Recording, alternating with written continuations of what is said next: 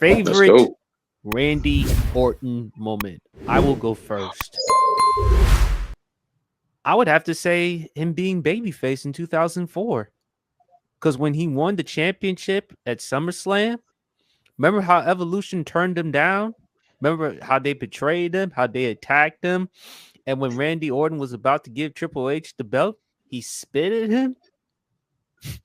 And remember how he chased Triple H and Evolution, Batista, Ric Flair with the sledgehammer? Remember that? And Randy Orton had some mic skills. There was one in which he said something about the big dog and the Usos. I don't know if I can say that. I think y'all remember shit the Oh yeah, BRF. yeah, Yeah, yes, yes, Yeah, I think you yes. know exactly what I'm referring to. Mitch definitely knows exactly as well. Something Randy, about something about letting something out the yard. That's all I'm gonna say. yeah, Yeah. and of course, and shout out to Triple H. I don't know how he does it with anyone talking about his family, particularly with Stephanie, his wife. But man, like, remember, I brought up CM Punk. Remember when he did? You don't wear the pants in the house, but you wear her panties. I still laugh at it to this day, though. I'm sorry, man. I'm just getting out the word of CM Punk. Am I lying? Am I lying? No, you ain't lying. But BRF, you said it yourself. Triple H, he's special because again, not only as a creative, but in terms of how he's able to like deal with it, because it's not easy to be talking about someone's family like that, especially the wife. yeah. Cool. You go pop the trunk about stuff like that. Where I'm from, There you go. you start talking about folks' wives and kids and stuff like that. Somebody go pop the trunk on you. So yeah, I ain't talking about to get the spare either. So Yeah, And of course, exactly. I forgot one more with Randy Orton, him and Taker. BRF and I talked about it with favorite Undertaker moment, the promos with him and Taker. Especially how when Taker was playing mind games with Randy Orton, and how the father of Randy Orton, Cowboy Bob Orton, how they got involved. And remember when Randy Orton used rest his soul Eddie Guerrero's low rider and attacked Undertaker. So I mean, there's been a lot of great moments with Randy Orton. I mean, heel Randy Orton, but babyface though Randy Orton, I didn't mind babyface Randy Orton because it actually showed me a lot more about Randy Orton. And of course, one of my most favorite underrated wrestlers, Mick Foley. That backlash match with him and Randy Orton back in 2004.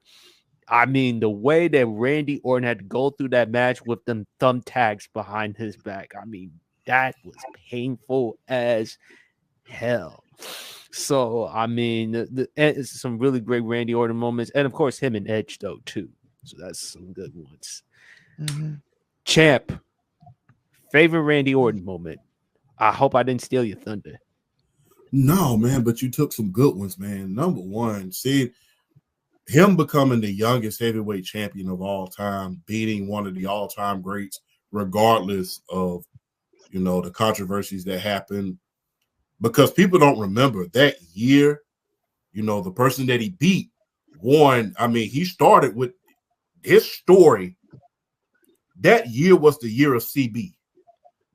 From the Royal Rumble to WrestleMania, the Backlash, beating Triple H in an Iron Man match, beating Kane when he was arguably at his most dangerous. I mean, and everybody, it was just a foregone conclusion. And at least I thought, we all know that wrestling is not like other sports. We're not going to use certain words when it's choreography. Mm-hmm. But I almost knew this dude about to beat Randy Orton to sleep. I didn't even watch half the match. I caught it on the back end, even though I paid for the pay-per-view. I'm like, he finna get mashed, and next month we're gonna see, it's gonna be another rematch between him and Triple H or him and Shawn Michaels. For him to beat him at his peak says a lot about how much trust they had in you at that moment. I mean, because if you really, really look at it, him and CB had the same caliber of a year. They had two of the biggest years you ever want to see. You know, Randy Orton with the Rocky Sock connection, beating Mick Foley, you know, winning the Intercontinental title, you know, finally overcoming the hardcore legend.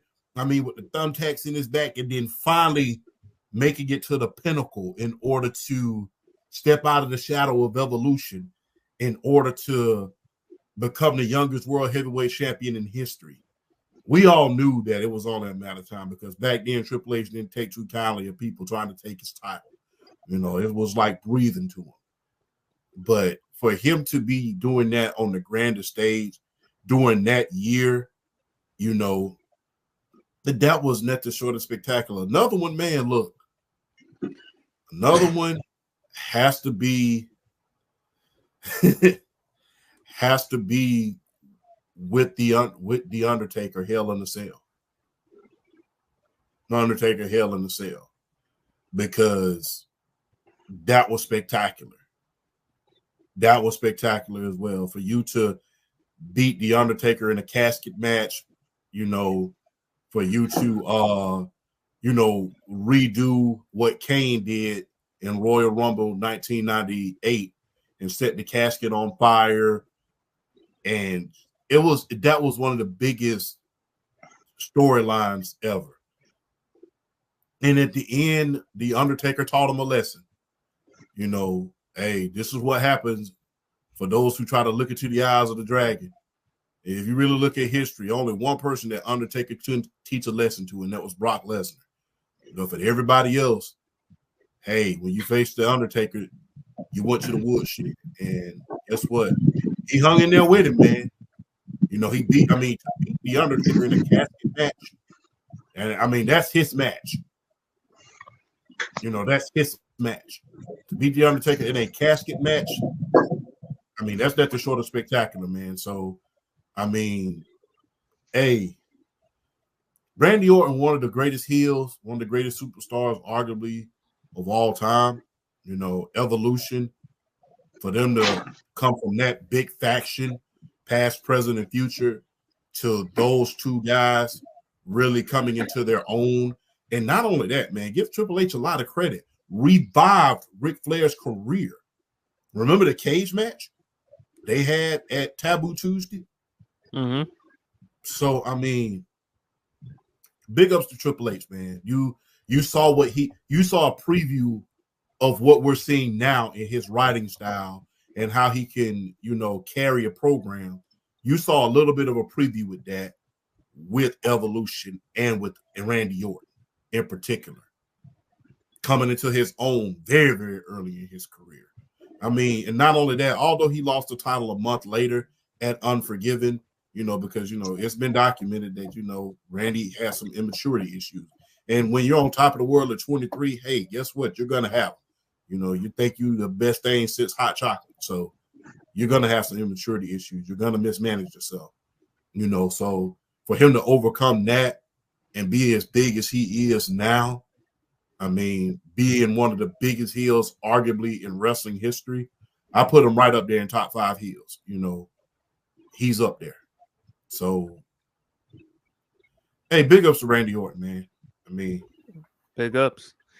Man, and especially to Triple H, which is why BRF has said he better get a shrine for the Hall of Fame. He better get his own category for the Hall of Fame at some point. Triple H, if anyone who deserves it, it should be him. Mitch, what's your favorite Randy Orton moment? So I got a few. One, the curb stomp into the RKO against Seth Rollins at WrestleMania. That is arguably the best RKO in history. So there's that. You got Randy Orton punting John Cena's dad. Like, no one does that nowadays, man. No one does that. Now, they may go into something like that with Netflix in January, so I can see something like that happening then. You got RK Bro, right? Randy Orton and Matt Riddle. That's the other one. And not a lot of people talk about this, man. Not a lot of people talk about this. Randy Orton and Bray Wyatt. That feud that they had. I did not like their WrestleMania match, though. But when Randy Orton was doing his pose in front of Bray Wyatt's, haunted warehouse or whatever. So that was arguably one of the best Randy Orton storylines. I just hated the way it ended. So those are mine, man. Those are mine. BRF. Well, I've already said, and I'll add another year on. I've already said, and I'll continue to say it. 08, 09, heel Randy Orton is the greatest heel work I've ever seen. It's the greatest heel work I've ever seen.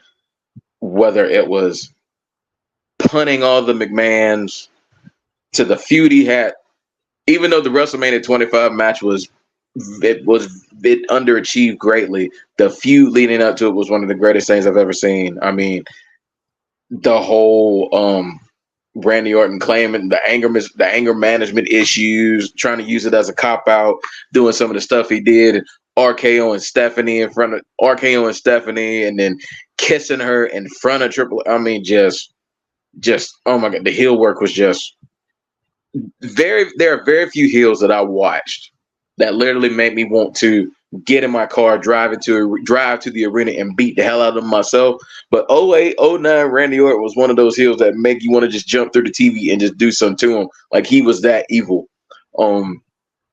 But as far as like my favorite moments,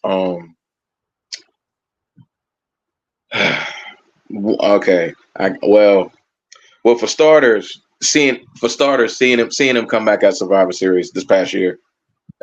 Seeing him come back at Survivor Series War Games 2023, seeing him come back after not knowing if he was ever going to come back, being on the show for 18 months with that, having that back surgery, and for him to come back, in the type of shape he came in, but looking like he never missed a beat, and as guys that grew up with the young, immature, boisterous Randy Orton. To see like him as this fully grown just man who really kind of now really appreciates the business and takes it one day at a time and doesn't take anything for granted, but yet just has not lost a step. Seeing him come back in 2023, I was like, when I was kind of hearing he was going to come back, and then they made the announcement on the Raw, and then hearing the music and watching him walk down that aisle at Survivor Series, I was like, now this, all is right in the world. Seeing John Cena and Randy Orton in any type of capacity on WWE TV nowadays, for me, still feels right. So seeing him back on a full-time basis doing this thing, I love it. The RKO out of nowhere is a moment in itself. And some of my greatest Randy Orton moments are some of the sick RKOs he's hit. In my opinion, I know some people say the Stunner is the greatest finisher in the history of wrestling. I think it's the RKO. I think the RKO is the greatest finisher in the history of wrestling. Just from the standpoint of the innovation, he can hit it from anywhere. And some in particular that stand out. The one against Evan Bourne, where he turned airborne into the RKO before, I think it was the go home show for that Money in the Bank. And Evan Bourne was trying to hit the airborne, and Randy Orton just got up like in a split second and just turned into an RKO. I was just like, bro, I watched that clip every day for like 2 weeks straight. I had never seen something like that done before. It was insane. My favorite ones are that one, the one against Dolph Ziggler where they were having a killer match. And Dolph Ziggler, I think, tried to go up. He tried to go for like a Hurricane Run, and Randy Orton held him in the powerbomb position. And then alley-oops him in the air and turns it into an RKO. I'm like, bro, how many more ways are you going to find to do this? And then one that really should be talked about more. It was a fatal four-way match. It was RK Bro. It was Kevin Owens and Seth Rollins. It was Alpha Academy, and I think it was who was it? I think it was Street Profits. Mm-hmm. So Chad Gable climbs onto the top rope, thinking he's about to hit a moonsault. And as he's in the air, motioning in the moonsault, Randy Orton just leans back, falls back, catches him RKO. And I'm just like, bro. Like I said, I feel like the RKO is the greatest finisher in the history of wrestling. And oh yeah, that's right. And then the Survivor Series spot last year where they threw JD McDonough off the top of the cell and Randy Orton catches him and RKO's him. I'm just like, bro. Like I said, it's my favorite. It's my favorite. I think it's the greatest of all time. And then if I okay, I'll give one more, and then we can move on. One more Randy Orton moment for me that not a lot of people talk about is the WrestleMania 27 feud with CM Punk, and that build up leading up to it, where like CM Punk had it was the Nexus, it was the new Nexus. I think he had like just kicked Wade, like they had just turned on Wade Barrett and all that stuff. And it was always like, they were always jumping Randy Orton. So Randy Orton just goes and punts every single one of them out of their misery to set up the one-on-one match with CM Punk, which in my opinion was the show stealer of that, was one of the show stealers of that event.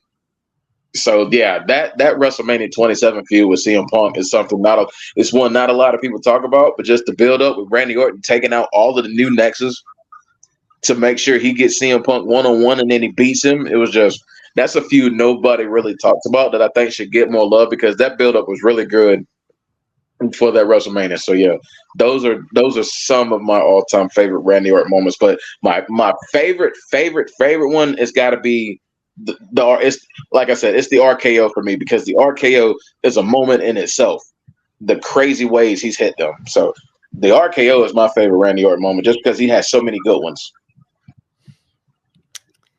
There was one Randy Orton moment I did kind of like though. Was the one when he talked about Hulk Hogan. Remember Hulk Hogan and his daughter Brooke? Remember that one? Mm-hmm. Yeah. I swear, man, Randy Orton with his mic skills, man.